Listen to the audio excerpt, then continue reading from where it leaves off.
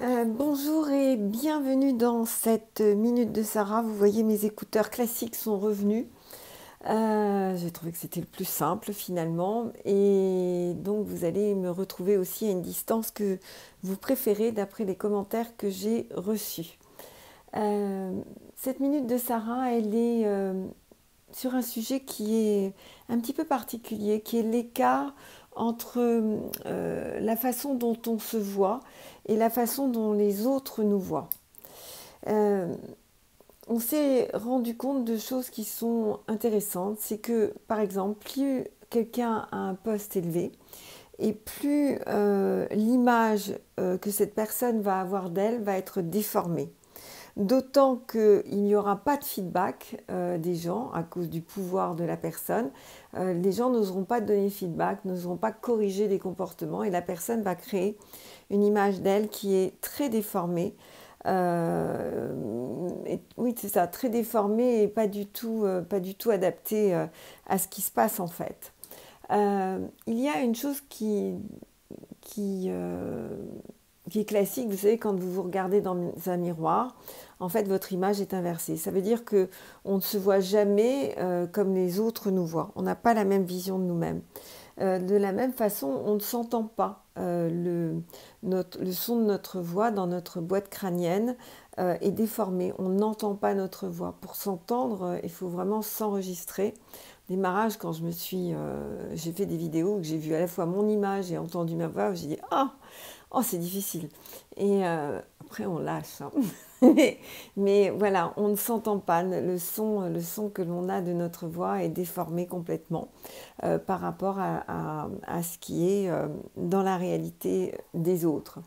Et il y a aussi une notion qui est que si on demande aux gens d'évaluer leurs compétences, on a demandé par exemple à des automobilistes d'évaluer le fait si c'était de bons conducteurs ou de mauvais conducteurs. Bah, tout le monde en fait s'est jugé un très, très bon conducteur et a surévalué sa compétence. En particulier, on s'est rendu compte dans cette expérience que c'était encore plus flagrant avec des gens qui avaient eu des accidents, ce qui est quand même très paradoxal. Et l'image que nous allons créer de nous-mêmes, en fait, est une image qui va correspondre à ce que l'on pense que l'autre attend de nous, à ce que l'on pense que l'autre voit de nous de la façon positive. Donc on est tout à fait en permanence déformé entre nous et l'autre. Il y a vraiment un abîme. Et c'est vraiment sur redevenir plus proche de soi, être plus proche de qui l'on est, sortir de ce que j'appelle les personnages, être plus en conscience avec soi, être plus accessible au retour que l'on a des gens, demander ce retour, ce qui va vous permettre d'avoir une meilleure évaluation et pour le coup d'être plus proche finalement de ce que vous avez envie d'être. Euh, je me rappelle qu'Alain Quérol, lorsqu'il faisait des séminaires, c'était en programmation neurolinguistique, toujours demander le retour à la fin de la session, que ce soit le matin, l'après-midi, le soir. Il avait cette habitude de demander un retour et ce retour permettait évidemment un meilleur positionnement avec le groupe. Alors aujourd'hui, donc, on va tapoter là-dessus. C'est être plus collé à qui je suis, être accessible au retour. Même si je comprends que l'image que j'ai de moi n'est pas celle que les autres ont de moi. Inspirez. Inspirez profondément. Mon image est déformée. Et c'est naturel qu'elle soit déformée.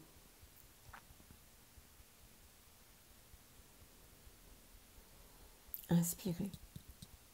Inspirez profondément. Et c'est vrai que j'ai envie d'être plus proche de l'attente des gens autour de moi.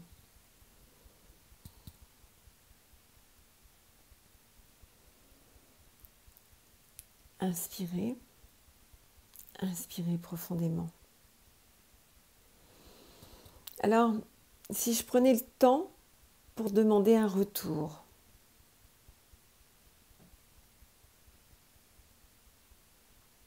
inspirez. Inspirez profondément. Si je mettais en place dans ma vie professionnelle une évaluation automatique pratiquement. Inspirez.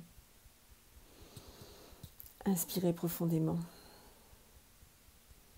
Si dans ma vie personnelle, je demandais un retour,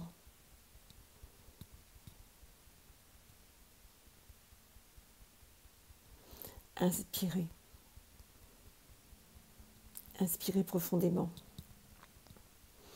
Si dans ma famille, par exemple, je proposais un moment d'évaluation de comment est-ce qu'on peut améliorer les choses, comment je peux améliorer les choses,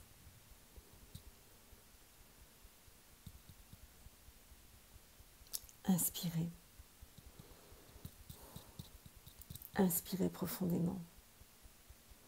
Si je m'autorisais à entendre la critique,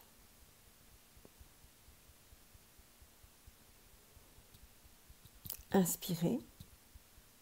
Inspirez profondément. Si j'acceptais de formuler moi aussi pour l'autre les points d'amélioration, inspirez. Inspirez profondément. Si je faisais du feedback un outil habituel, inspirez. Inspirez profondément. Alors probablement la vie m'apporterait son cortège de merveilles et de merveilleux.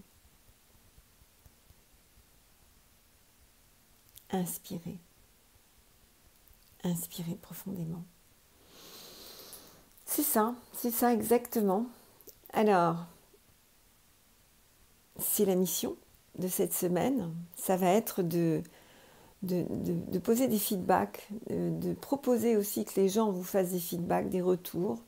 Le feedback, c'est vraiment, je prends ce que tu me dis, hein. J'entends ce que tu me dis, j'en tiens compte et je modifie. Et vous voyez comment ça va améliorer votre vie, toute votre vie. N'hésitez pas à liker, partager, commenter, vous abonner, puis à très vite.